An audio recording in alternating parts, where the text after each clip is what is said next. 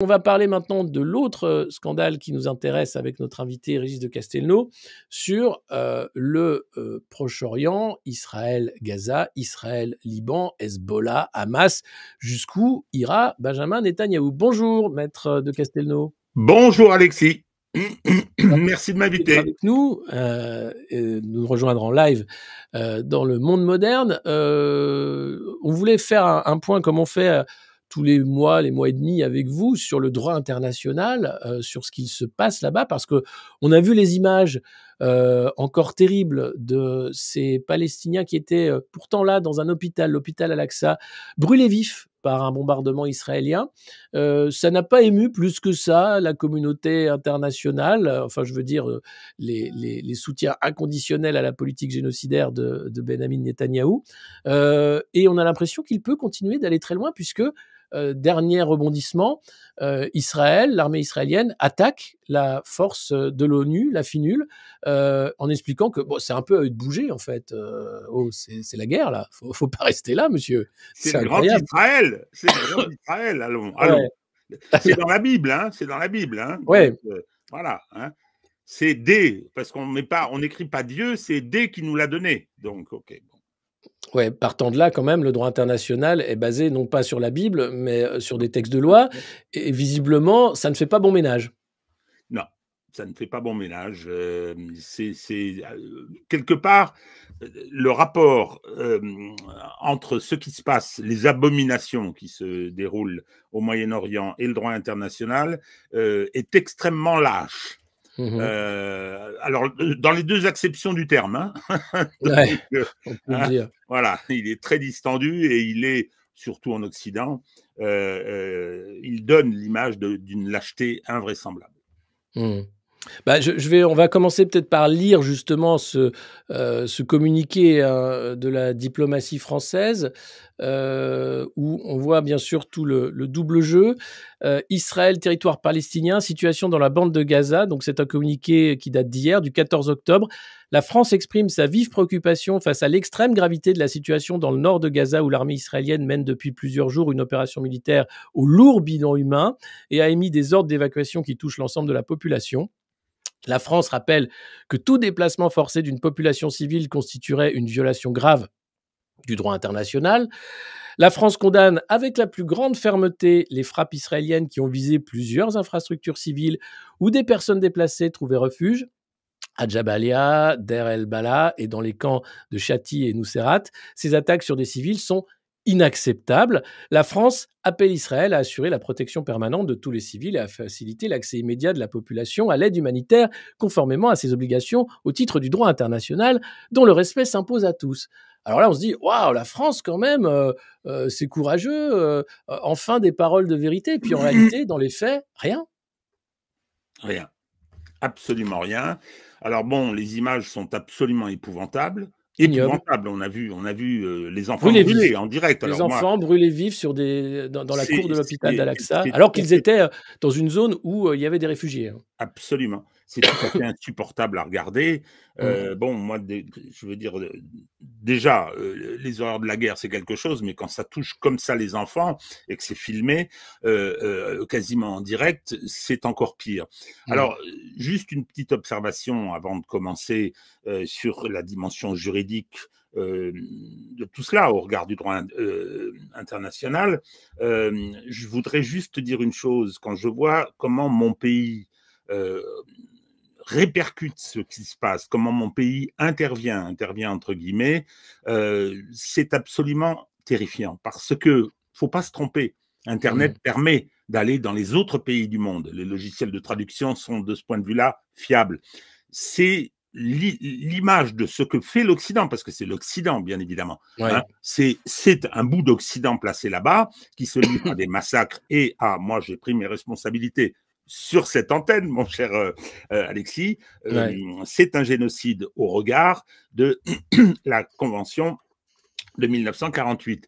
Donc, l'effet que ça a dans le reste du monde est absolument catastrophique pour nous, catastrophique.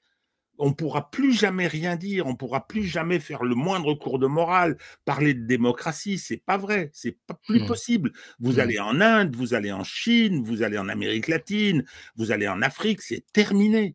C'est terminé. Je veux dire, c'est l'Occident terminal. Enfin, la parole occidentale est totalement démonétisée. Enfin, on voit qu'il y a plus de leçons à donner au monde. Il y en a jamais eu, mais ça renvoie finalement l'Occident à son passé de colonisateur aussi. Il y a ça, je Alors, pense. c'est la part terrible de l'Occident. Mmh. L'Occident, c'est une grande civilisation, Mmh. incontestablement. Moi, j'appartiens à cette civilisation, Oh qui oui, est on d'accord. gréco-latine pour ce qui concerne la France, et tout ça est contradictoire, bien évidemment. Mmh. Hein. Hegel et Marx nous ont expliqué ce que c'était que la dialectique de l'histoire, et c'est la part la plus horrible qu'on est en train de montrer. Mais c'est terminé. C'est Mmh. terminé, je veux dire. C'est le Sud global qui se réunit bientôt à Kazan, n'attend qu'une chose, c'est que l'Occident disparaisse. Mmh. Et je veux dire, on va se faire la réflexion, ben, on ne l'aura pas volé. On ne Mmh. l'aura pas volé quand on voit ce qui se passe. Alors moi, je reviens à la France, ce qui se passe, les justifications. J'entendais Pascal Praud disant c'est normal, Ah quasiment en substance. Enfin, l'horreur. Qu'est-ce ouais. que sur sa télé poubelle. J'entendais ce matin Francis Spinner, un de mes confrères avec lequel j'ai eu de bonnes relations, venant Mmh. tout justifier. Venant tout Bah, je justifier. vais vous passer Cela un n'est pas extrait parce possible. que ça montre la déliquescence des médias français, hein, sur le traitement de ce conflit. Vous avez le journal de France 2, qui a fait plus de 1 minute 30 sur les soldats israéliens qui ont été tués par un drone, hein, du Hamas ou du Hezbollah et qui ont fait 30 secondes sur les brûlés vifs de l'hôpital Al-Aqsa, sans mentionner qu'ils étaient brûlés vifs, en expliquant qu'il y avait eu une frappe, il y a eu des morts civiles. C'est vraiment ce traitement-là et puis vous avez alors les gens qui sont invités en plateau, qui ne sont même pas des experts, hein. Je vais vous mettre cet extrait, mais lunaire, de Tristan Banon, invité sur LCI, qui se demande: «Mais enfin, pourquoi la finule, elle bouge pas? C'est quoi ce bordel?» Vous allez voir, c'est impressionnant de médiocrité. Précisément, les attaques du Hezbollah sur Israël, elles sont continues et perpétuelles. J'attends toujours qu'on me donne cette réponse, à savoir pourquoi la FINUL refuse de reculer de quelques mètres. Donc, je veux bien qu'on parle d'escalade qui ne soit que de la faute d'Israël, mais il y a aussi une question de survie. À chaque fois qu'on dit qu'Israël va trop loin, on voit qu'Israël se fait tirer dessus. Donc, il y a quand même il y a quelque chose qui ne tient pas dans le raisonnement. Voilà, hein, donc c'est Alors, toute moi, l'équipe je voudrais faire un anti-erreur, hein, petit qui est en plateau, commentaire, c'est parce que impressionnant. c'est très intéressant, Eh oui. l'intervention de cette malheureuse Tristan Banon, dont, je veux dire, l'intelligence n'est pas la caractéristique première. Pourquoi est-ce qu'elle est ressortie? Alors, elle est ressortie des placards où elle dormait paisiblement. Franc-tireur. Rappelons-nous qu'il y a une dizaine d'années, peut-être un peu plus encore, on avait, oui, plus que ça maintenant, elle s'était fait une certaine notoriété médiatique en prétendant que Dominique Strauss-Kahn avait essayé de la violer. Bon, elle Mmh. avait écrit des livres là-dessus, puis elle avait disparu. Et elle a été recyclée. Elle a été recyclée au journal, à la feuille de Kretinsky, Mmh. qui s'appelle Franc-Tireur, qui Mmh. est effectivement l'organe d'expression du soutien au gouvernement israélien génocidaire. Et elle fait partie de ces gens à qui on a mis le marché en main. On dit, voilà, on va vous donner du boulot, vous allez gagner votre vie, mais attention, hein, il faut appliquer la ligne. Cette ligne-là, Mmh. il faut Mmh. soutenir le gouvernement génocidaire. Donc, et ils le font. Mais ils sont Ils le font très très tous? nombreux. Ah oui. Regardez toute la jeune garde du Figaro que Mmh. Causeur avait mis en avant à un moment, mais ils sont tous passés, je veux dire, sous ces fourches-là. Ouais, Hein, ouais. et maintenant, ils soutiennent l'insoutenable. J'ai tendance à considérer que que les juifs, j'y ai beaucoup d'amis. Attention, je suis pas en train de dire, je suis pas antisémite parce que j'ai des amis juifs. Ah ouais, non, Non, non, c'est ça comme c'est ça. Enthoven qui Hein. a fait son livre à un ami arabe, Oui, oui, voilà, non, c'est mais autre chose, on va pas faire pas ça. ça du tout. C'est des potes, c'est tout. C'est bon, c'est des amis. Et ils sont, et pour beaucoup, je le constate dans les discussions qu'on a, le moins possible, parce que c'est dur, le Ouais. moins possible en ce moment, c'est que je crois qu'ils mesurent la catastrophe Mmh. et ce que ça implique concernant l'avenir d'Israël. À Bien ceux-là, sûr. je leur pardonnerai beaucoup. Mais à ceux qui se font les auxiliaires de l'insupportable, de la mise en œuvre de l'insupportable, ça c'est tout à fait impardonnable. Et Tristan Banon fait partie de ces gens-là. Bon. Avec cette question, hein, pourquoi la force de l'ONU bouge pas alors qu'elle se fait attaquer par l'armée israélienne? C'est vrai, c'est quand même étonnant, hein. Alors, elle a été attaquée sur 3 de ses positions. Le premier jour, on nous a dit « Oh non, c'est une erreur, on n'a pas fait exprès ». Bon, très bien, c'est bien connu, hein, les Israéliens ne font pas exprès. À cette période où, je veux dire, la guerre se fait sur la base de la précision, c'est assez impressionnant d'ailleurs, hein, moi j'ai vu cette évolution avec ce qui se passe en Ukraine, et toutes les frappes israéliennes sont volontaires.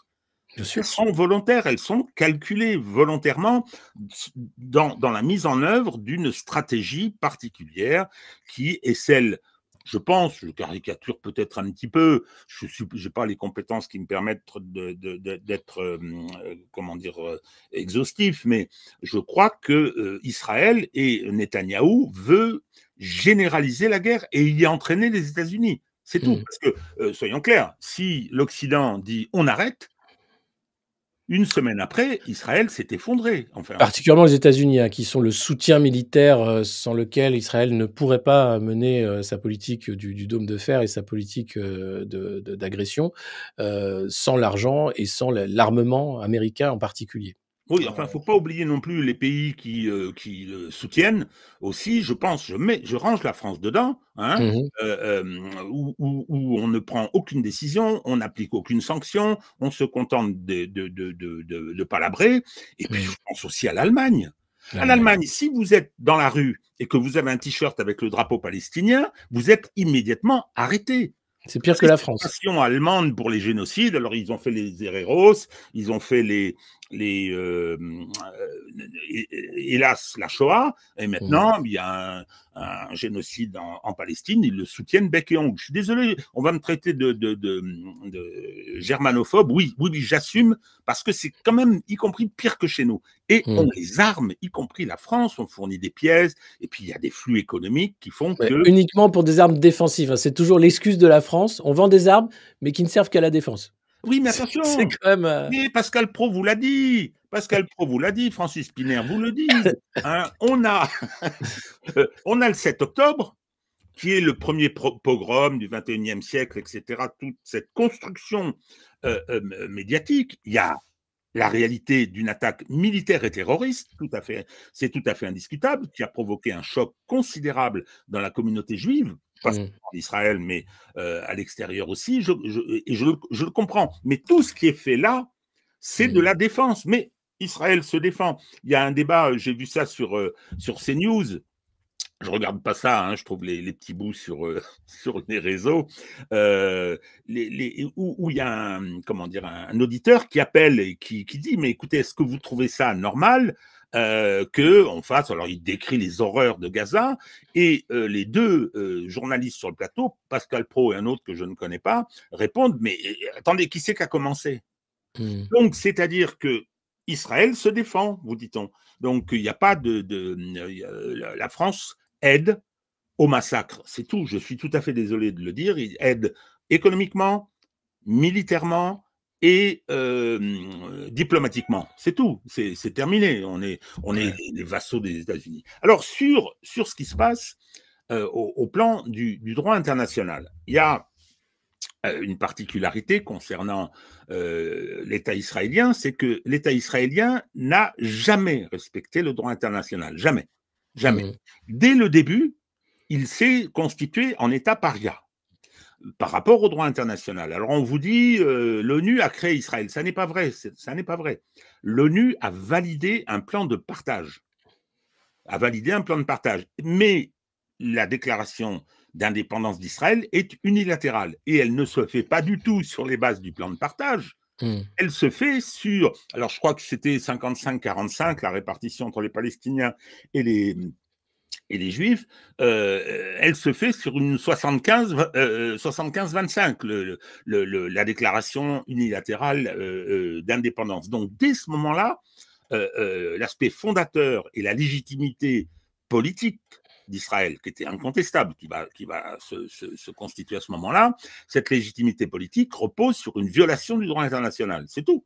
Bien. Il faut quand même rappeler qu'Israël n'a pas de frontières définies. C'est quand même fantastique.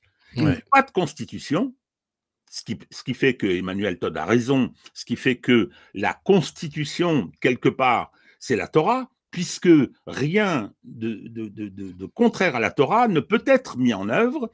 Ça n'empêche pas que c'est un État qui a des aspects démocratiques pour une partie de sa population, etc. Bien. Et vous avez donc ce premier aspect, il n'a pas de constitution, c'est quand même fantastique. Deuxièmement, il n'a pas de frontières. Donc, c'est un objet juridique très, très particulier. Et à partir de là, toutes les décisions de droit international, et je vais revenir sur ce que sont les décisions de droit international, ne sont pas respectées par Israël. Alors, concernant le Liban, là, les pro-Netanyahou nous disent, mais attendez, il y a une résolution de l'ONU, ce qui est parfaitement exact, qui prévoit que les forces militaires doivent se retirer au-delà du Litani. Le Litani, c'est un fleuve ce sont des tout petits pays, hein. C'est un fleuve qui est un peu plus au nord par rapport à la frontière d'Israël, un peu plus au nord, et donc l'ONU a souhaité, pour mettre fin au combat, pour essayer de trouver des solutions, a souhaité et a pris une décision ordonnant le retrait des forces militaires de part et d'autre. Au-delà du fleuve Litani pour ce qui concerne les forces libanaises, qu'elles soient les forces directement de l'État ou les forces du Hezbollah. L'organisation de la société israélienne, c'est l'affaire de la souveraineté, de la société libanaise, c'est l'affaire de la souveraineté libanaise. Donc, le Hezbollah est une force politique tout à fait légitime au sein de... On a beau la qualifier de terroriste comme ça, elle a une base populaire, elle est soutenue, elle a une administration civile. Hein, bon, c'est pas tout à fait conforme à nos propres standards, mais c'est comme ça. Donc, il y a une résolution de l'ONU qui dit « retirez-vous ». Le problème, c'est que compte tenu de la situation, et en particulier compte tenu du fait que depuis le 7 octobre et depuis ce qui se passe à Gaza, le Hezbollah a dit tant qu'il n'y aura pas de cessez-le-feu à Gaza, que ce génocide ne s'arrêtera pas, eh bien, nous interviendrons et nous essaierons d'aider les Palestiniens. Donc, on a une situation qui est effectivement juridiquement très particulière, c'est-à-dire qu'il y a une nouveauté dans le dispositif qui avait donné lieu à cette résolution de l'ONU. Alors là, ceux qui soutiennent Netanyahou disent oui, mais comment se fait-il que la FINUL n'arrive pas à faire respecter cette résolution, donc on est légitime à la bombarder. En substance, c'est à peu près ça, quoi, il faut être clair. Alors, le problème, c'est que, est-ce que celui qui viole systématiquement toutes les autres résolutions de l'ONU, qui violent tous les jours le droit international, est légitime à se prévaloir de cet argument?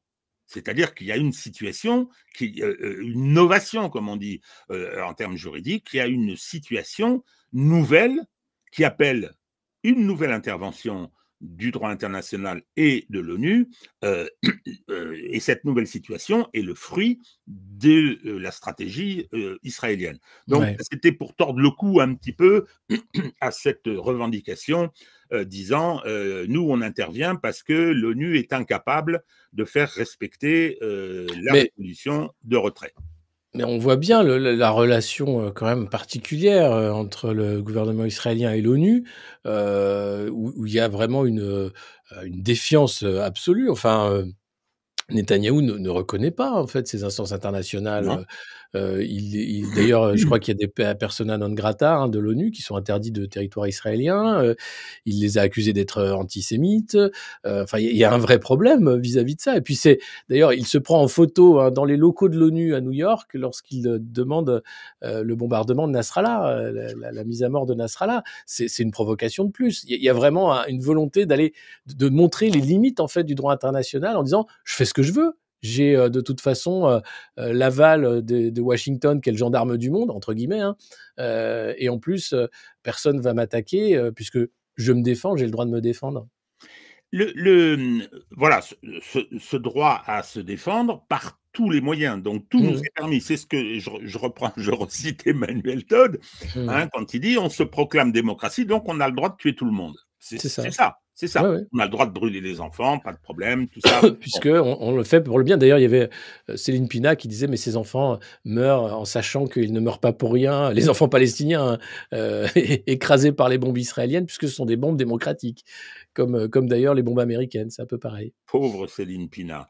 Elle est exactement, mais de façon plus caricaturale encore, dans la situation de Tristan Bannon. C'est la même chose. C'est la même chose. Je sais, j'ai travaillé dans le même organe de presse qu'elle, qui était celui de Michel Onfray, que j'ai quitté à cause des dérives concernant ce qui se passe au Moyen-Orient et à partir du moment où on me refusait mes articles.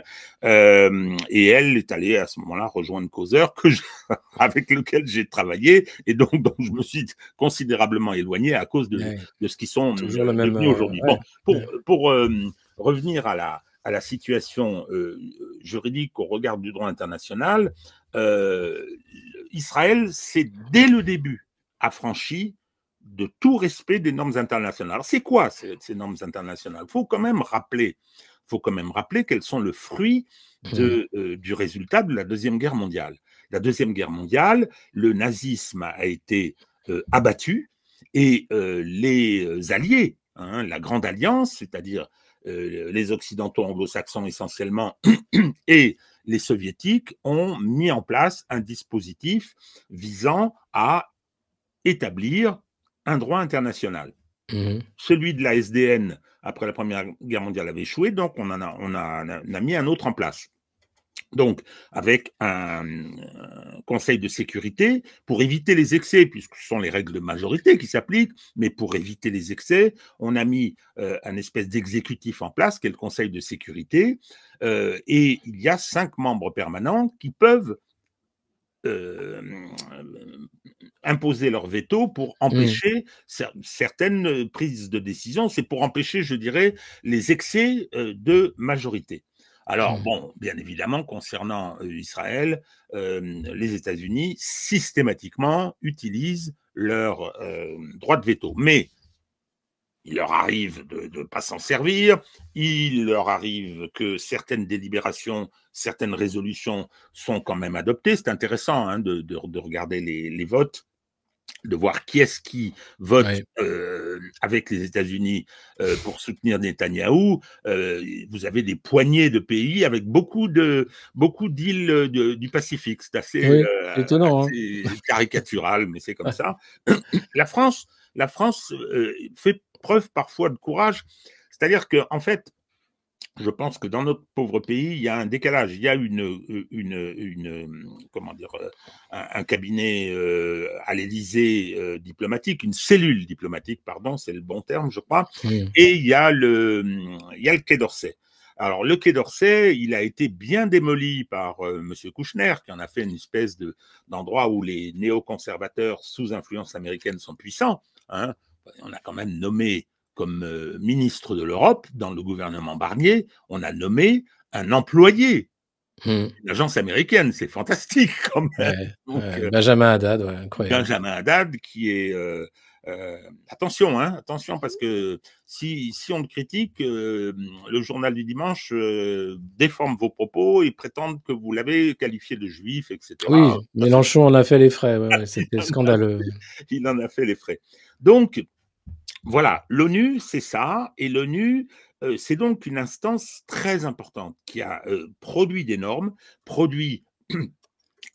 qui ont un effet, ce qu'on appelle un effet normatif, c'est-à-dire qu'elles sont obligatoires, qu'elles doivent être appliquées.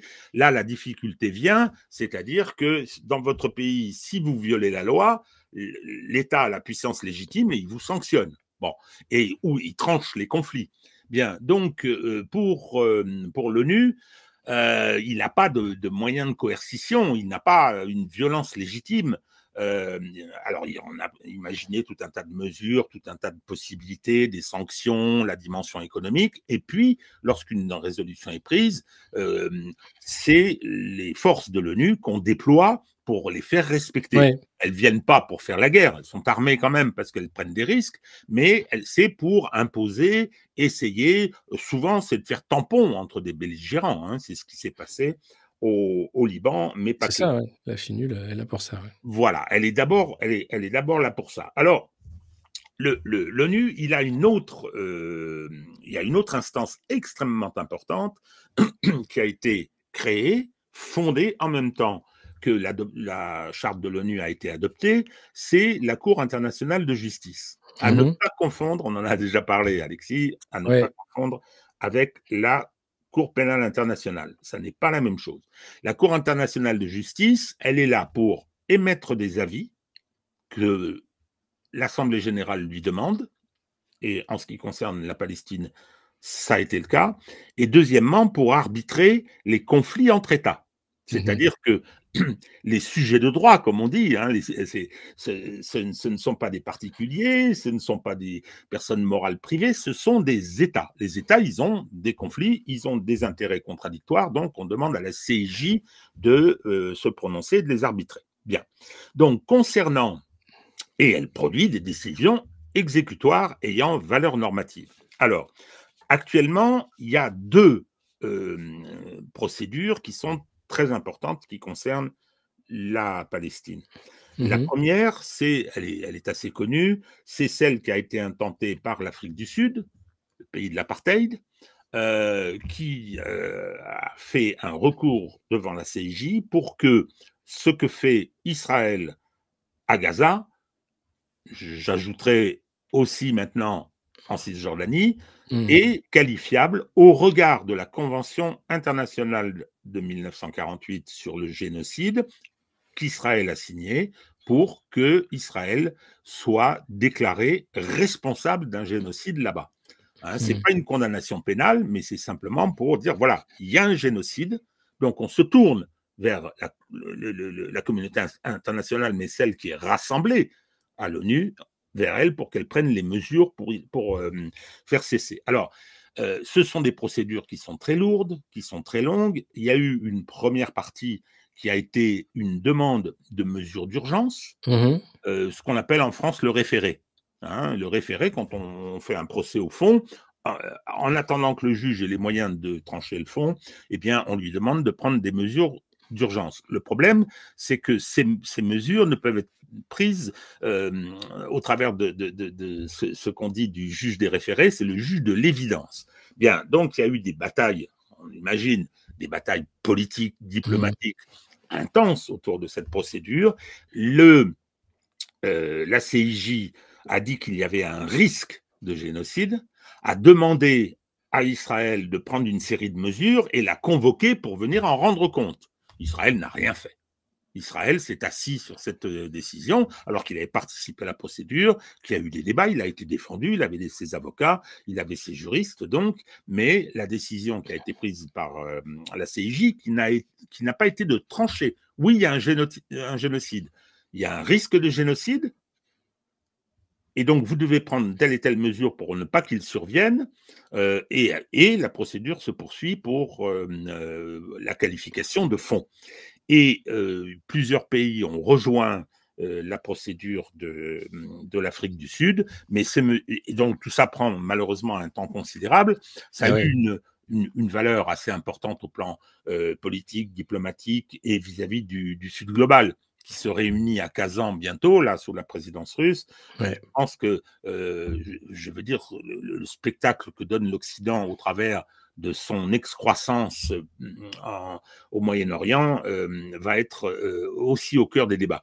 Donc, on a une première procédure qui est en cours et qui, pardon, et qui arrivera à terme, mais en général, ça prend des années, et qui a déjà joué un rôle assez important, ce qui fait que dans la majorité mondiale, la qualification de génocide est retenue. Elle est retenue Mmh. au plan diplomatique, elle est retenue au plan politique. Donc, les agitations occidentales n'ont plus beaucoup d'influence sur le reste du monde. Alors, reste du monde, par rapport à l'Occident, l'Occident, l'hégémon, avec ses domestiques, hein, ses vassaux. Mmh. Alors, plus ou moins vassaux, mais bon, alors avec la Grande-Bretagne, c'est une connivence totale, ce qui est devenu Ouais. également un État voyou. Avec la France, c'est la soumission totale, la domesticité, donc Oui, voilà. c'est des postures plus que des actions. On voit Macron dire le matin, «Arrêtez il faut arrêter la vente d'armes» et puis le soir dire: «Oui, enfin non, Israël doit se défendre». Enfin, c'est inaudible, c'est terrible, hein, de voir Ah non, non, non, mais c'est bon, comment on se ridiculise en réalité, hein. Mmh. pour quiconque aime son pays, c'est horriblement triste. Mmh. Alors, Mmh. il y a une autre procédure que je trouve très intéressante et qui est moins connue. L'Assemblée générale de l'ONU a demandé, pris une délibération, a demandé un avis consultatif à la Cour internationale de justice. Alors, sa Mmh. composition, on en avait déjà parlé dans une émission précédente, Ouais, elle est ouais. totalement pluraliste, hein, totalement pluraliste. Il y a des représentants de tout un tas de pays, les États-Unis y sont, bien sûr, et donc c'est un petit peu, je veux dire, un peu proportionnel. Donc, l'Assemblée générale demande à la CIJ un avis consultatif sur deux choses. Premièrement, l'occupation des territoires, Cisjordanie, ce qui est imposé à Gaza, etc., l'annexion de Jérusalem-Est, l'annexion du Golan, il y a peut-être encore autre chose, enfin peu Mmh. importe. Comment peut-on qualifier cette occupation et comment peut-on qualifier ce qu'Israël y fait? La réponse a été cinglante. Ces occupations sont totalement illégales au regard du droit international. Mmh. Par conséquent, Israël doit immédiatement évacuer ses territoires. Le Golan qui appartenait à la Syrie et qui a été annexé par Israël et aujourd'hui exploité. Et concernant la façon dont Israël organise son occupation, parce que le droit international prévoit que lorsque vous êtes puissance occupante, après une conquête militaire, vous avez des obligations aussi quand même. Vous avez, en attendant de partir, hein, C'est bon, loin d'être, ouais. vous devez assurer à la population civile un certain nombre de prestations, de choses comme ça et tout. Donc, et la CIJ a dit c'est un apartheid, qui est une Mmh. catégorie du droit international. C'est un concept international, c'est de l'apartheid. Donc, cet avis consultatif a été transmis à l'Assemblée générale de l'ONU. Vous vous interrogez pour savoir ce que fait Israël là-bas. Nous, on vous répond au regard du droit international, c'est une occupation illégale, c'est de l'apartheid. Donc, à partir de là, quelles conséquences juridiques de cet avis consultatif qui a une forme de solennité totale, hein, c'est Ouais. vraiment une décision. C'est une décision et les tribunaux rendent des avis. Hein. Ils rendent des avis, on les sollicite, il y a les questions préjudicielles, enfin bon, je ne vais pas rentrer dans les détails, tout ça est un peu complexe pour les non-juristes. Donc, Mmh. que doit faire l'Assemblée générale de l'ONU? Eh bien, quelque chose de très simple, elle doit prendre des mesures. Elle doit prendre des mesures concernant l'application de cet avis pour que Israël soit contraint d'y mettre fin, de mettre fin à son occupation illégale et de mettre fin à ce régime d'apartheid. Naturellement, il ne se passe pas grand-chose. Les Américains sont vent debout contre toute mesure. Il y a eu quand même une délibération de l'Assemblée générale votée à une majorité écrasante, disant Israël a 1 mois pour quitter les territoires qu'il occupe. 1 mois, ouais, non, mais Oui, 1 mois. Donc c'est vraiment là, personne n'y bon, croit, ouais, ouais. hein, restons sérieux, Alexis. Hein. C'est, ouais. La France l'a voté. Mmh. La France l'a voté. Alors, il y a eu une poignée avec les îles éparses du Pacifique pour soutenir les États-Unis pour s'y opposer, une quarantaine d'abstentions et je ne me rappelle plus exactement la majorité, mais elle était effectivement écrasante. Mmh. Normalement, si le droit international était respecté, il faudrait que les pays composant l'ONU prennent des mesures de sanctions économiques, des mesures de sanctions diplomatiques. Enfin, il devrait y avoir une façon de les forcer. On peut imaginer même qu'il puisse y avoir des mesures militaires. Bon. Alors, il n'y en aura pas, et je vais dire tant mieux. Parce que, pourquoi? Parce que, et c'est une des raisons pour lesquelles on trouve que la communauté internationale au sens large est bien timide. Je mets de côté l'Occident terminal. Là, je parle du Sud global. C'est que toute mesure, toute, je veux dire, offensive économique, diplomatique, voire militaire, conduirait à l'affrontement avec les États-Unis.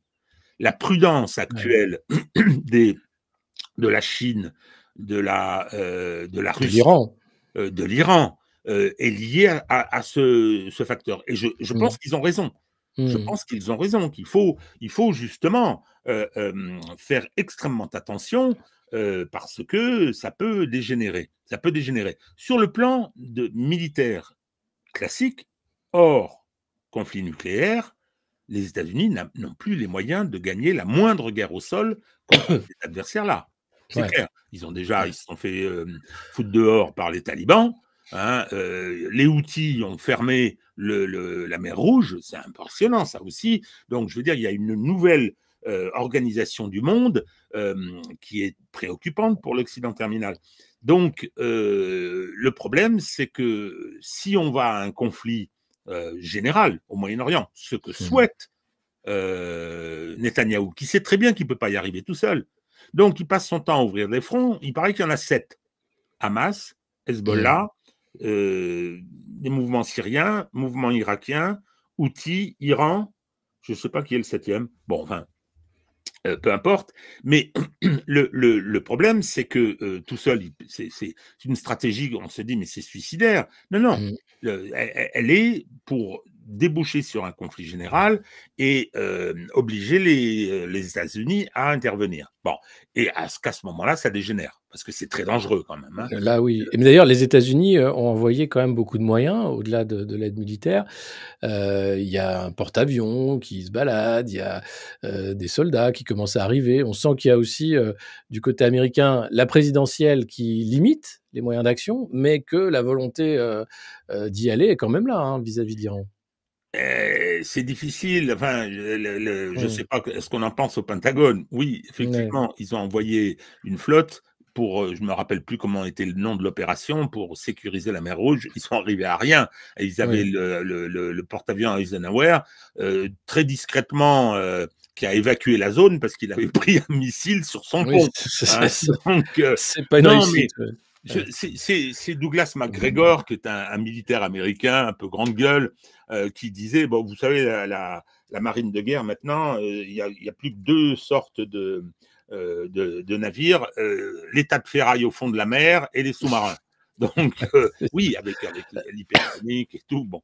Donc, alors, je reviens à cette décision de la CIJ, cet avis consultatif qui a été transmis avec l'autorité juridique qu'il a, c'est le droit international décrit dans cet avis. Et les pays qui composent l'ONU auraient dû prendre des mesures. Mais tout ça est assez récent, ça, 2-3 mois. Hein, on est dans ce contexte-là. Alors, troisième problème juridique et judiciaire. Le juridique, c'est le droit. Le judiciaire, c'est l'intervention du juge. Bon, c'est la Cour pénale internationale. Et ça, c'est quand même assez extraordinaire. Alors, c'est une structure qui a été créée avec je crois que c'est un traité ou une convention appelé le traité de Rome ou la convention de Rome, à ne pas confondre avec le traité de Rome de 1957, qui a été la première pierre juridique de la création de ce qui deviendra ensuite l'Union européenne. Donc là, il s'agit d'un traité et ça fonctionne par adhésion. On adhère à la création d'une cour pénale. Une cour pénale, ça veut dire qu'on va juger des individus.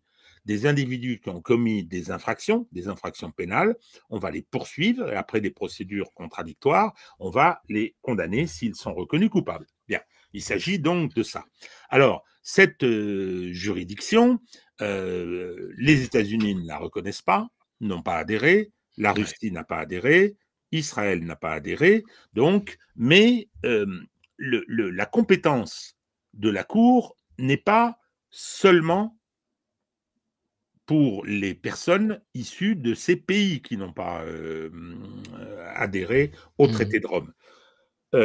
Donc, elle peut juger n'importe quel criminel de guerre, criminel contre l'humanité, qui a commis des actes répréhensibles et qu'il soit ressortissant d'un pays, adhérent ou pas. Alors, cette CPI, bon an, mal an, brinque-ballant, ça a été d'abord et avant tout, ce qui était prévu au départ, un outil occidental. Ça a permis... alors, il y a eu ensuite des structures dédiées qui ont été créées, Yougoslavie, le Rwanda, hein, donc, mais c'est la pierre angulaire, la colonne vertébrale, c'est la Cour pénale internationale. Bien, c'était donc, au départ, c'était ça, c'était pour taper sur les méchants qui ne sont pas occidentaux. Au point que ça avait énervé Donald Trump qui avait dit, si jamais il y a un ressortissant américain qui est poursuivi à La Haye, hein, j'envoie, et il avait pris un décret, hein, j'envoie une force militaire pour le libérer. Ah bon? Ah. Voilà, non, je coupe là, un appel. Oui, donc, cette CPI, elle s'est un peu, à certaines occasions, déconsidérée. Elle a poursuivi, en ce qui concerne la Yougoslavie, incarcérée, etc. Et finalement, il y a quelqu'un qui est mort en prison. Et ensuite, la Cour a été obligée de reconnaître qu'il n'était pas coupable des crimes qu'on lui reprochait. Il y a Gbagbo qui a été poursuivi là et qui a ensuite été acquitté. Donc, elle s'est un petit peu déconsidérée. Elle s'est encore plus déconsidérée lorsqu'elle a lancé une procédure à la demande des États-Unis et de l'Occident, parce que les États-Unis, ils n'ont pas peur de la contradiction. Hein. Ils ne sont pas adhérents, mais quand il y a eu un mandat d'arrêt qui a été lancé contre Vladimir Poutine pour une déportation d'enfants, alors que c'était une opération visant à les, je veux dire, à les soustraire à la zone de guerre, et d'une guerre incontestablement déclenchée par la Russie. Mais toujours est-il que Biden avait trouvé ça formidable. Hein. Donc, alors lui, il avait pris avant la précaution. C'est vraiment le deux poids deux mesures qui est révélé là au monde entier. Quand on voit la façon dont est traitée la Russie et la façon dont est traité Israël sur deux cas d'école, hein, sur des guerres d'agression, alors qu'on pourrait qualifier de guerre de décolonisation, hein, mais c'est vraiment scandaleux. Enfin, il n'y a pas d'autre mot. Mais bien sûr. Alors, le problème, c'est que, alors oui, Biden, il a abrogé le décret de Trump hein, avant de dire que c'était formidable que Poutine soit poursuivi. Manque de peau, il y a eu beaucoup d'agitation dans les ONG, un certain nombre d'autorités morales, il en existe encore, qui sont intervenues et la CPI s'est sentie obligée de bouger. Bon. Et son procureur, parce que c'est un système classique, hein, il y a un parquet qui poursuit et un juge du siège qui arbitre. Ensuite, et qui prend les décisions. Et donc, le procureur, qui s'appelle Khan, a demandé que soit lancé un mandat d'arrêt contre Netanyahou et Yoav Gallant, son ministre de la Défense. Bien. Alors, c'est quoi cette procédure? Ben, c'est-à-dire que le mandat d'arrêt oblige tous les pays adhérents, si jamais cette personne se retrouve sur leur territoire, de les arrêter et de les transmettre et de les envoyer à La Haye. Bon, de les transporter à La Haye. Bien, qui est le siège de la juridiction. Et donc, à ce moment-là, c'est une décision privative de liberté, donc elle est sollicitée par le parquet, mais c'est un juge du siège qui doit la prendre. Bien, alors, il n'y a eu aucun problème en ce qui concerne Poutine. Bon. Ah, ça allait très vite. Ouais. Et là, hop, tous les freins ont été sortis, les freins à main, les freins à disque, etc. Hein, non, non, non, non, c'est pas possible, etc. Ils avaient fait, petite astuce, le parquet de la CPI, ils avaient également lancé un mandat d'arrêt contre Sinwar, je crois que ça se prononce comme ça, je ne connais pas bien. Il y a Sinwar qui est le nouveau responsable du Hamas. Hein, le responsable du Hamas. Et donc, aussi responsable de l'attaque du 7 octobre. Voilà, c'est ça. C'est pour l'attaque du 7 octobre. Hein, et effectivement, sur le plan juridique, il y a eu des aspects de terrorisme, il y a eu des crimes de guerre, c'était une opération militaire, mais assortie de crimes de guerre, assortie d'opérations de terrorisme. Terroriste, c'est pas une qualification juridique opératoire en droit international, mais et donc il a pris les deux, il a demandé les 2 mandats d'arrêt. Alors là, les coulisses de la CPI ont vibré de toutes les tentatives, de tous les appels, de toutes les manœuvres qu'on peut imaginer pour éviter que ce mandat d'arrêt soit émis. Surtout pas, mais c'est incroyable. Quand on voit alors au premier rang les Britanniques, hein, avec M. Starmer, oh c'est merveilleux, la gauche a gagné. Bon, la gauche a gagné. Lui est particulièrement un des plus bellicistes. Enfin, on avait avant lui l'ectoplasme qui a disparu. J'ai même oublié son nom. Moi aussi, tu l'as oublié. Merde, c'était pas Rishi. Non, c'était Rishi Sunak, c'est ça? Non. Si, voilà, Rishi Sunak. Si, c'est ça. Qui était une sorte de Macron, Justin Trudeau, indien à la tête de l'État. Faut dire, avant, on avait eu Liz Truss avant.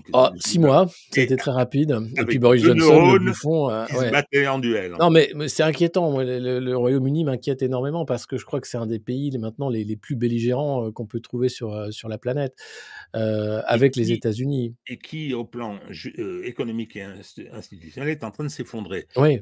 Donc il y a vraiment une équation terrible qui ne peut pas fonctionner, sauf en poussant à une guerre totale où il pourrait éventuellement faire beaucoup d'argent.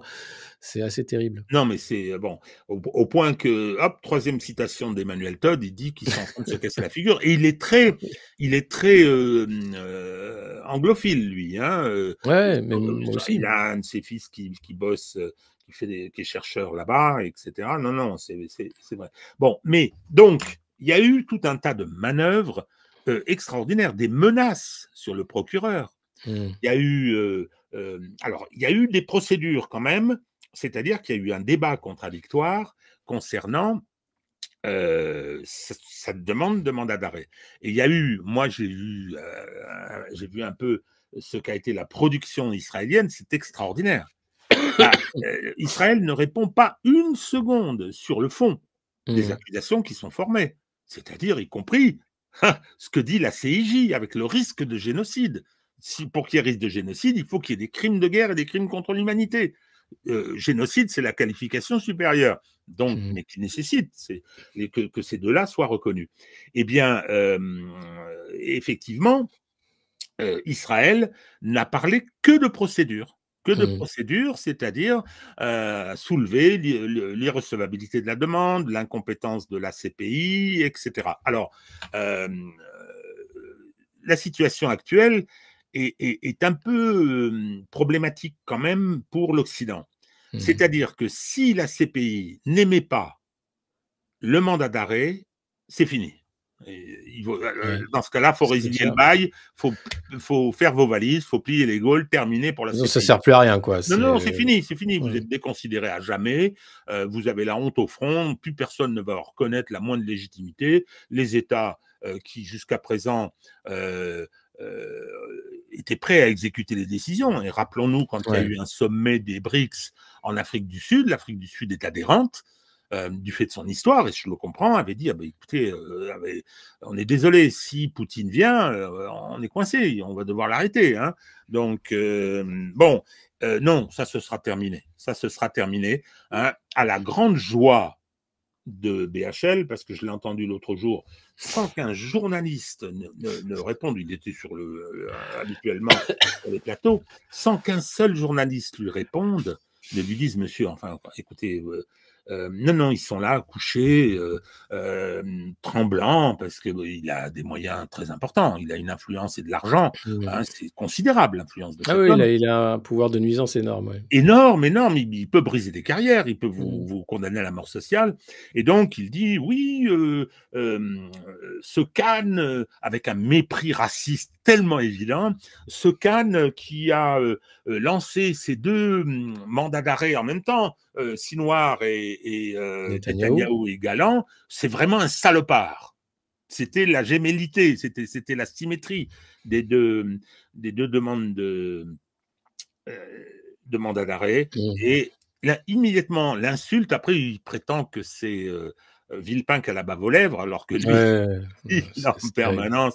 Hein, il n'y a pas un journaliste qui lui proposerait un petit bavoir là, chaque fois qu'il vient sur les plateaux. Et d'ailleurs, il a dérapé, il s'est rendu compte qu'il allait trop loin en accusant Villepin et Mélenchon de haine des Juifs, hein, quasiment. Il a rétro-pédalé en direct en disant « Oh, je ne voudrais pas que vous ayez des ennuis, c'est pas ce que je dis ». Enfin, il est hystérique hein, sur ce sujet-là, et c'est lui qui envoie les fatwas. C'est pas le camp d'en face. Sur tous les sujets. Oui, globalement. Grosse réserve concernant Dominique. Moi, je comprends pas. Enfin, on fait une aparté sur BHL. Je comprends pas qu'il ait encore de l'influence. Enfin, qu'il ait toujours eu de l'influence auprès des cercles de pouvoir.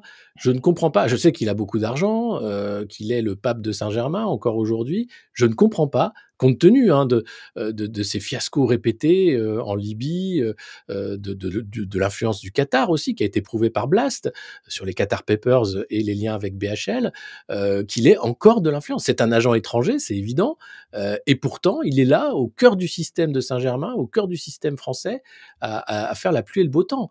Je me rappelle quand cet idiot de Yann Moix s'était mis à genoux pour baiser la bague de BHL, expliquant que non, oui, peut-être dans sa jeunesse, il a été antisémite, mais plus maintenant, pour se sauver la peau.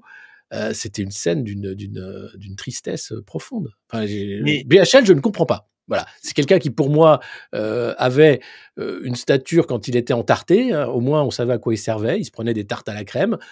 Aujourd'hui, il n'y a plus l'entarteur belge. Il sert plus à rien. Alors, s'il sert, il faut pas croire ça. Moi, de toute ma vie, j'aurais été accompagné par cet imposteur et par ce criminel. Non, mais c'est vrai.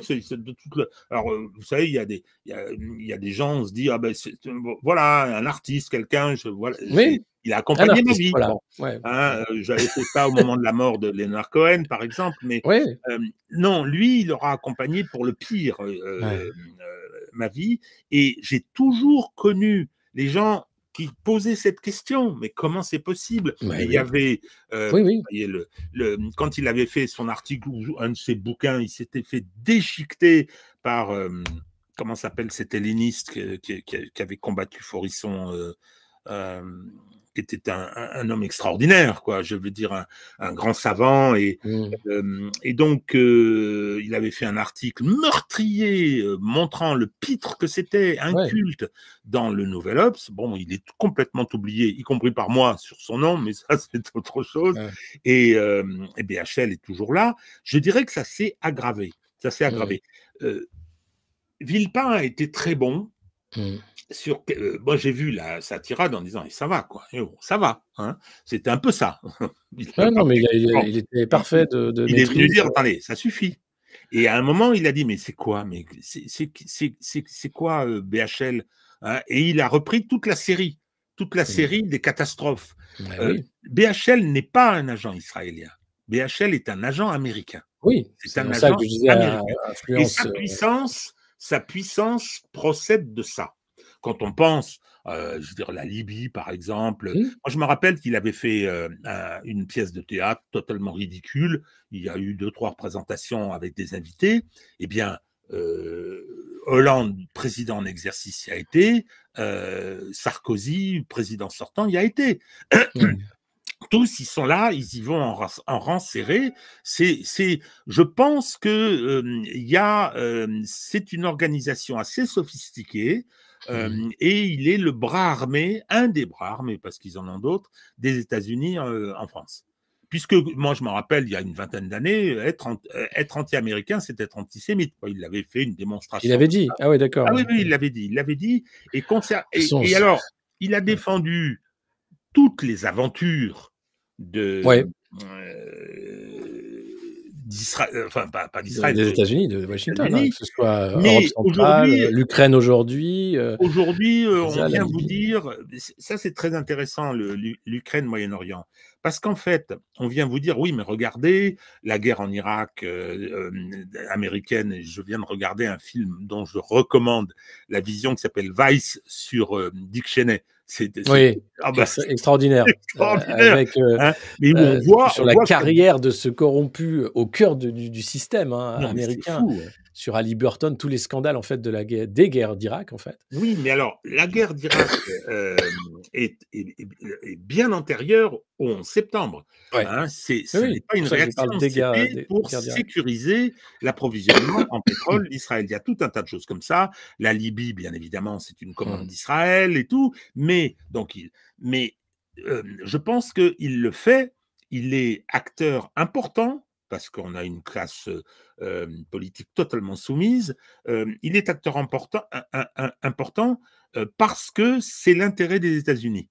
Je Ouais. pense que, et la preuve, dès que il a pu, hop, il s'est précipité à Kiev. Tout de suite. Bah, dès que Nuland Et était là-bas et on a eu, toute la litanie, hein, depuis 2014, en fait, le coup est organisé. D'ailleurs l'Ukraine, il faudra qu'on revienne sur ce dossier parce qu'en fait, les États-Unis créent la tension, créent le conflit et ensuite disent: «C'est votre problème, les Européens, maintenant c'est à vous de gérer avec l'OTAN». C'est quand même formidable et il y a pas un leader européen pour dire: «Mais c'est pas notre problème, c'est vous qui avez créé cette guerre. C'est pas à nous maintenant de faire la guerre pour vous». Et pourtant, ils y vont tous, hein, y compris les Allemands qui ont tout à perdre. C'est impressionnant. oui, non, mais les Allemands, ils sont dirigés par quelqu'un, comme on l'appelle la saucisse de foie. Hein, on lui a détruit acte de guerre. Les États-Unis, mais tout le monde le sait. Il y a eu Tout le monde le encore sait, des oui, articles oui. dans la presse Non, mais danoise. c'est C'est un acte de guerre. On lui impressionnant. a détruit sa source D'énergie peu chère. d'approvisionnement en énergie qui lui permet d'être une puissance industrielle. Il est en train de se casser la figure. Le gars, il n'a rien dit. Non, Il n'a il se rien tait. dit. Je comprends même pas, après que lui soit un pantin, d'accord, mais que le peuple allemand se laisse faire de cette façon-là. Alors, l'AfD monte, hein, il y a un vote protestation évidemment, sur le parti anti-système d'extrême droite, mais globalement, les Allemands sont d'une, naïveté, d'une bêtise, et enfin, on a l'impression d'avoir affaire à un moujon français, quoi. C'est la même chose. Alors, oui, mais je rappelle quand même que Madame Wagenknecht monte pas mal, que j'ai vu Oui, des études intéressantes à gauche, de ouais. gens disant s'il n'y avait pas eu Wagenknecht, c'est plutôt selon mon cœur, hein, Mmh. ce qu'elle fait, moi je l'aime bien. Et il y a pas mal de gens qui disent s'il n'y avait pas eu Wagenknecht et qui votent pour elle maintenant, elle est en train de monter assez sérieusement, Mmh. on aurait voté AfD. Je pense que AfD, c'est un peu comme le RN. C'est un Mmh. vote anti-système. C'est un vote anti-système parce qu'il y a une classe politique qui est totalement avachie, quoi. Ouais. C'est devant les Bah, États. Devant les acheté, on peut le dire. Enfin, enfin là, ce qu'on voit en France, sur le soutien inconditionnel de Yaël Braun-Pivet, présidente de l'Assemblée nationale quand même, hein. Madame von der Leyen, qui va immédiatement, en Israël, pareil, alors que ce n'est pas dans ses prérogatives.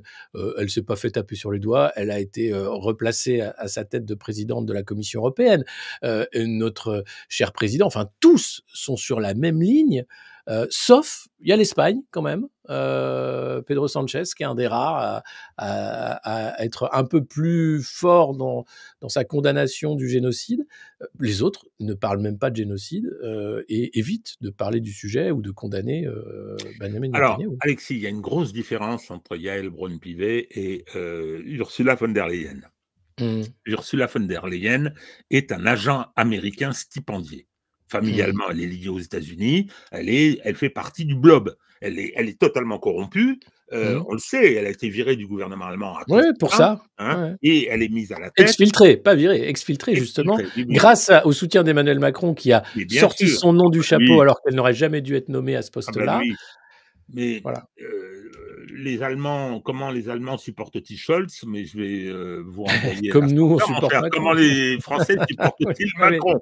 je sais bien. Concernant Yael Il en supporte Braun-Pivet, plus en fait, c'est ça le co- truc. concernant Yael Braun-Pivet, sa réaction au 7 octobre est une réaction un peu communautaire et Mmh. comment dire, je la comprends. Alors les Mmh. formes qu'elle a prises, me conviennent pas, mais il y avait un côté très affectif, très Bien sûr, passionnel. Et oui, donc qu'on va pas celui-là, critiquer. j'ai des indulgences pour ça. Von der Leyen, c'est autre chose. Mmh. Von der Leyen, c'est autre chose, hein. Ah mais C'est c'est madame la guerre, c'est-à-dire qu'elle est là pour voilà. assurer le soutien à la guerre en Ukraine, pour assurer le soutien à la guerre au Proche-Orient. Elle est la pièce essentielle, hein, pour, l'industrie, militaire, américaine, puisque ce sont eux qui vendent davantage d'armes que les industries européennes, hein. Quand on parle d'armée européenne, de 100 milliards pour la défense européenne, une grosse partie de ces 100 milliards sera fléchée vers l'achat d'armes, américaines. Évidemment. Non, non, non, mais c'était Mmh. un agent, elle fait partie du blob, ce qui n'est pas le Mmh. cas de Yael Braun-Pivet. Yael Braun-Pivet, c'était une avocate, bon, allez, hein, on va pas, on dit pas de mal des confrères, hein, mais bon, Ah, c'était pas vraiment une carrière extraordinaire. Et puis bon, hop, bon, elle a été voir Delevoye à l'époque en 2017, elle s'est retrouvée députée au moment de la vague ouais, Macron. Et ouais. donc, comme elle était avocate, elle est arrivée bon, au Parlement et tout, donc il y a eu quelques votes de loi. Elle n'était pas présidente de la commission des lois à ce moment, à ce moment-là. Et Mmh. elle a demandé ah, ça y est, bon, ok, j'ai bien compris, on vote les lois, mais quand est-ce qu'on vote les décrets? Non, mais pardon, les décrets, c'est de la Mmh. compétence du gouvernement. La Constitution de 58 C'est sépare clair. bien la loi, c'est le Parlement. Les décrets, c'est le pouvoir exécutif. Elle pensait que le Parlement votait également les décrets, ce qui montre bien le niveau. Elle a été propulsée à la commission des lois, où elle Mmh. s'est pas trop mal débrouillée, en étant assez, comment dire, équilibrée dans la façon dont elle a conduit ça. Elle a quand Bon, même couvert Benalla, c'était quand même oui, mais scandaleux. oui, alors, mais là, on parle de morale. On Non, parle mais de là, morale. il y avait pas de séparation, des pouvoirs. Là, elle était, là, aux ordres de l'Élysée pour couvrir une affaire d'État. Totalement, totalement, mais totalement. Non, mais c'était une créature du macronisme, totalement. Mmh. Donc là, bon, ce qui fait que grâce au Castor, elle a retrouvé son poste pour un Ouais, nouveau mandat à la tête de l'Assemblée nationale. c'est Bon, dingue. elle, bon, elle est allée, euh, comme a dit Mélenchon, elle est allée camper Ouais, à Tel Aviv. Alors, quand ça avait référence au camp de concentration. ça Pardon. va loin, ça va loin, Bon, ben, quand quelqu'un avait dit à Borne, vous êtes une survivante politique. Ah oui, c'est la référence euh, aux, aux survivants de l'Holocauste. Là, ouais, ça va très loin. on tombe dans la dinguerie, là. On Ouais, tombe dans la dinguerie. c'est un peu un Et problème. c'est Non, alors dommage. Enfin, je dis, et ça a un aspect très négatif, très mmh, profondément négatif, c'est mmh, que il y a ce côté, comment dire, religieux iconique de l'Holocauste au détriment de sa connaissance, de savoir ce qu'il a été. Moi, j'ai été marqué par tout ça, et c'est un événement unique. C'est un des pays les plus civilisés du monde, l'Allemagne, mmh, qui se livre à un génocide industriel, qui met tous les mmh, moyens de sa révolution industrielle mmh, pour accomplir ça sur la base d'un critère débile, c'est-à-dire mmh. un critère racial qui n'existe pas. Et donc, et malheureusement, c'est aujourd'hui cette façon totalement de l'instrumentaliser, c'est au détriment de sa connaissance et de la prise en compte de sa Des dimension mécanismes, ouais, de ce qui et s'est de sa passé, dimension ouais, colossale. ouais, Dans ouais. l'histoire, il y a ce que je suis le premier à dire que ce que fait Israël à Gaza et en Cisjordanie relève d'une volonté d'épuration ethnique et sur la base des critères, des 5 critères des conventions de 48, est un génocide, mais ça n'a rien à voir Mmh, avec l'Holocauste. Non, mmh. ça c'est en volume, Ouais, heureusement, de oui. la même façon que ce qui est arrivé aux Tutsis était un abominable génocide, mais c'est pas la même chose que la Shoah. Or, ce caractère unique de la Shoah, aujourd'hui, il passe au second plan euh, comme espèce d'icône religieuse justifiant ce qu'Israël fait actuellement. Mmh. Ça, c'est un peu triste, mais bon. Ouais. On va conclure sur, justement, Israël. Est-ce que vous diriez aujourd'hui que, Israël ne respecte pas le droit international et d'une certaine façon a totalement raison puisque, aujourd'hui, Netanyahou fait ce qu'il veut? Non. Netanyahou fait ce qu'il veut uniquement parce qu'il est soutenu par les États-Unis, Mmh. Bah, c'est ça. qui le finance, qui l'arme, qui le couvre, et par les pays occidentaux qui sont les domestiques de l'hégémon. Donc, ça n'est pas, enfin, je dis, il n'a pas entre guillemets raison de son point de vue, parce que d'abord il amène son pays à la catastrophe et il oblige, et ça pour l'Occident c'est très mauvais, il oblige la majorité mondiale à travailler sur ces questions et il faut les écouter. Il faut écouter ce que raconte Lavrov. Il faut écouter ce que racontent Ah oui, mais on a censuré RT en Europe. On n'écoute plus ce que disent les Russes. On n'en a pas besoin, c'est de la propagande. On n'écoute pas ce que disent les pays du Sud global. Il n'existe pas. Enfin, il y a quand même une folie Ah oui, occidentale de se couper du monde qui fait qu'aujourd'hui, on a affaire à des fous au pouvoir, d'une certaine oui, façon. mais Des gens qui n'ont pas toutes les pièces du puzzle. Alexis, vous mettez le doigt sur le problème. Moi, c'est pas un affrontement Nord-Sud. C'est pas un affrontement Occident-Sud global. Le Sud global, il l'a compris. Et c'est fini. Il veut plus nous voir. La Russie a fait son pivot vers l'Asie. Alors, on a Colosimo qui vient. Ah, vous vous rendez compte, il avait vendu la Russie à la Chine. Mais c'est complètement débile. Bien sûr, il faut écouter ce que disent les Russes, mais ce que disent les Chinois. Hein. Moi, tous les matins, je vais sur Global Times, qui est un journal, enfin un journal numérique, hein, s'entend, avec un peu la pensée, je dirais, du gouvernement chinois. C'est très intéressant de voir. Ils sont en phase de reconstruction du droit international. Ils veulent s'appuyer sur l'ONU. Les BRICS ne sont pas un ONU bis, non, mais ils veulent élargir le Conseil de sécurité, ils veulent à des membres permanents avec droit de veto. Il y a tout un tas de choses qui sont actuellement en train d'être travaillées. Donc, se sortir comme ça du droit international, mais c'est une erreur gravissime. Comment ensuite on va commercer avec ces gens? Comment vont-ils avoir confiance de passer des traités avec nous, de passer des accords de coopération, des accords économiques? On passe notre temps à piétiner les règles communes. C'est terrible. Je pense que c'est pas la preuve d'une force ce que fait Netanyahou. Pour l'instant, les Palestiniens pèsent et les Libanais pèsent un tribut considérable, horrible.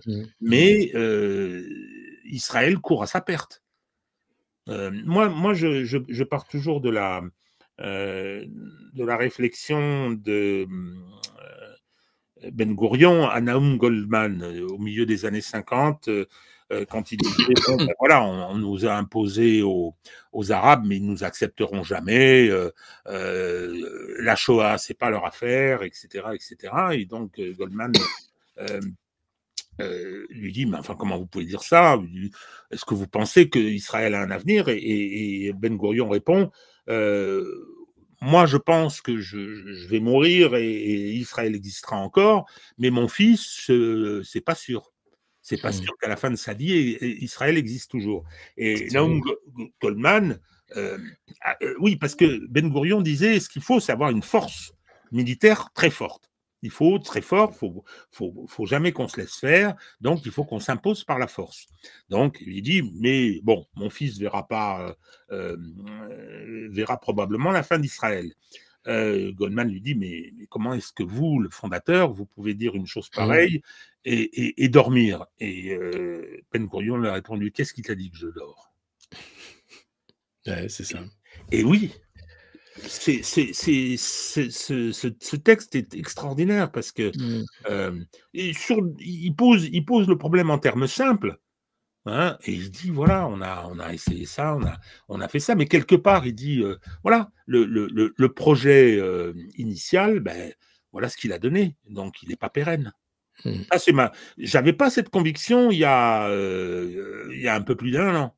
Mais avec ce qui se passe actuellement, c'est vrai que les choses ont beaucoup changé. La messe est dite, là. C'est terrible hein, de dire une chose pareille. Alors, on va m'accuser, on va dire oui, c'est une prophétie autoréalisatrice, c'est ce que vous souhaitez pas du tout. Hein, parce que je pense que ce sera quelque chose de terriblement douloureux pour tout le monde. Hein. Mais bon, j'ai trop de souvenirs de la fin de la guerre d'Algérie, j'ai trop de souvenirs d'un certain nombre de choses comme ça pour me dire que ça va pas bien se terminer. Ça paraît Pour compliqué. Israël, s'entend. Hein. Ouais, bien sûr. Ça paraît effectivement la guerre ne fait que commencer, on a l'impression. Merci beaucoup, Régis de Castelnau, d'avoir répondu à nos questions, échangé longuement sur ce sujet et bien d'autres. On fait souvent un point avec vous sur le droit international parce que c'est un sujet complexe, souvent éludé dans les médias mainstream. Hein. On n'en parle pas, ou alors on en parle de manière très elliptique, voire caricaturale, et pourtant c'est le fondement de la vie entre les nations, même si on voit bien que ce droit-là, il est piétiné par la loi du plus fort, finalement. Eh bien, à bientôt. Et merci de m'avoir invité. À bientôt, encore, Alexis. toujours un plaisir. Au revoir, merci. Si cette vidéo vous a appris quelque chose, si elle vous a plu, n'hésitez pas bien sûr à vous abonner au Monde Moderne. Vous pouvez le faire sur YouTube, sur patreon.com/Le Monde Moderne. Partagez nos contenus, mettez un pouce, commentez. Ici, nous commentons l'actualité de manière quotidienne ou presque. Et puis, nous avons des invités qui essayent d'éclairer des points un peu plus complexes de cette actualité justement qui reste cryptique pour la majeure partie des citoyens.